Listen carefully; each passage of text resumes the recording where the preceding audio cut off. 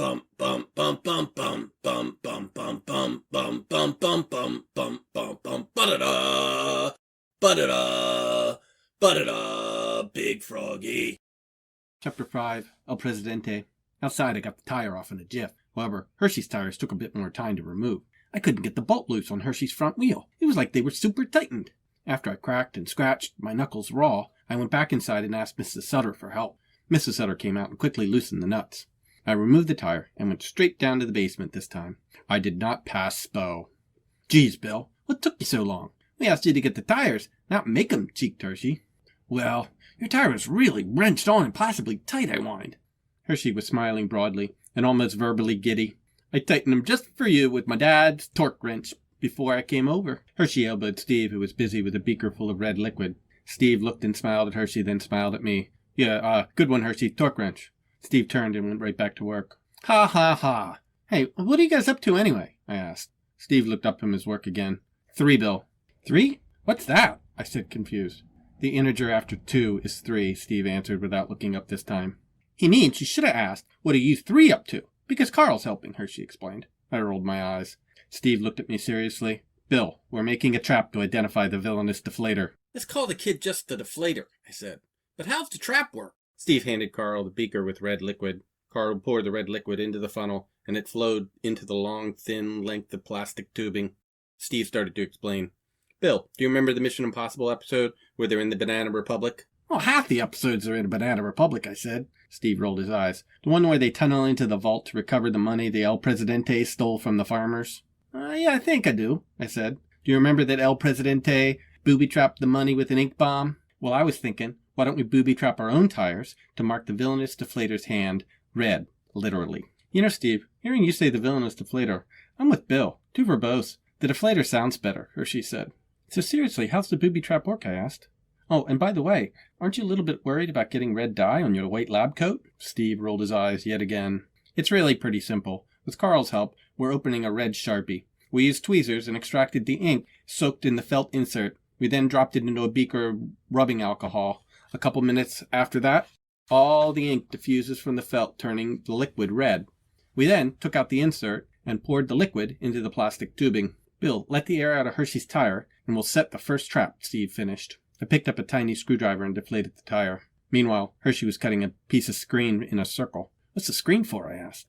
"It's to hold the valve open so we can get the liquid into the inner tube," Steve explained. Steve took the screen from Hershey and put it over the end of the now filled length of plastic tubing that Carl was holding. He then folded down the screen over the sides of the tubing and secured it with wire. "Now watch closely," Steve roared, rubbing his hands together like an evil genius. Steve turned to Carl. "Igor, the plastic tubing." He turned to me and sneered menacingly. "Igor, the tire." I chuckled at Steve's silliness and handed him the inner tube tire. "You're too much, Steve," Carl replied, a little annoyed. Steve pushed the screen tubing into the end of the valve stem and held the other end up high. As the liquid slowly trickled down into the inner tube, Steve said, "Yes, yes, take my blood, my beautiful blood," followed by, "Live, tire, rise up and live, live." Carl was shaking his head.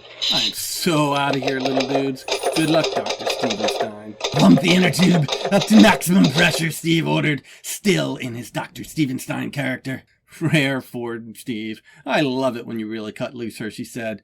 "I still don't get the booby trap," I asked. "Well, when the villainous deflator lets the air out of one of our tires, he will be sprayed with permanent ink, and we will catch him red-handed," explained Dr. Stevenstein. "Won't the alcohol just pull on the bottom of the inner tube and maybe just blub blub blub out?" I questioned. "And by the way, it's the deflator." "Well, Igor, I know your brain is small, so I won't explain Boyle's law of pressure, but—" "Wait," I cut in. I thought Carl was Igor." "Today, my friends, you're all Igors. Ha ha ha ha ha ha," Steve roared. "Igor, listen closely. The high pressure will vaporize the liquid so that when the air is released by the villainous deflator, a permanent red mist will mark him. He will be marked red-handed. So we'll just look at everyone's hands at the pool to detect the culprit." Steve finished triumphantly. Chapter 6. Dr. Stevenstein Rules.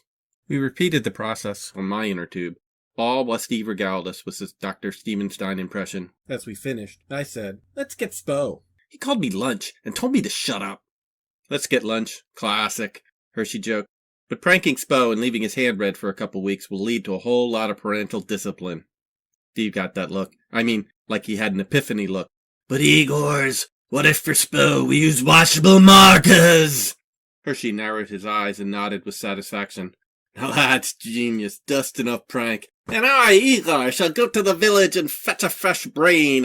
I mean, washable marker. Yeah, and get blood red, Igor number 2, I said.